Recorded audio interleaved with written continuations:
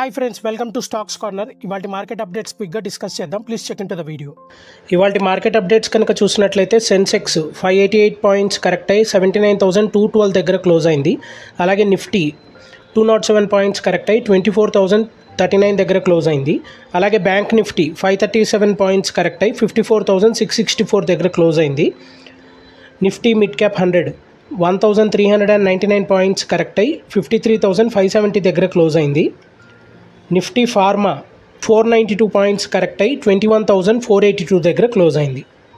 ఇవాళ top gainers కనుక చూసినట్లయితే ఎస్బీఐ లైఫ్ ఇన్సూరెన్స్ 5% పెరిగింది. ఎంఫసిస్ 2.8% పెరిగింది. పర్సిస్టెంట్ 2% పెరిగింది. కోఫోర్జ్ 1.9% పెరిగింది. అలాగే టాప్ లూజర్స్ కనుక చూసినట్లయితే ఏంజల్ 1 6.8% కరెక్ట్ అయింది.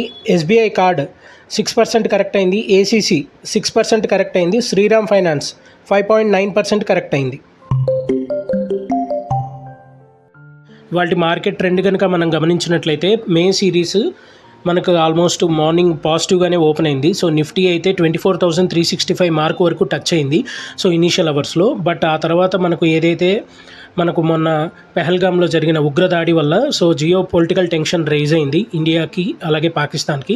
సో ఆ టెన్షన్ వల్ల మనకు ఇన్వెస్టర్ సెంటిమెంట్ అనేది దెబ్బతినింది. సో దానివల్ల మనకు మార్కెట్స్ చాలా వరకు నెగిటివ్గా రియాక్ట్ అయ్యాయి. సో దీని గురించి నేను సపరేట్ ఒక వీడియో చేశాను. సో అది మీకు ఛానల్ నేమ్ కింద పింగ్ చేస్తాను. సో అలాగే మీకు కామెంట్స్లో కూడా మెన్షన్ చేస్తాను. మన ఛానల్లో కూడా ఉంటుంది, సపరేట్ వీడియో చేస్తున్నాను ఈరోజు మార్కెట్ ట్రెండ్ గురించి. ఒకసారి చెక్ చేయండి. Thank you.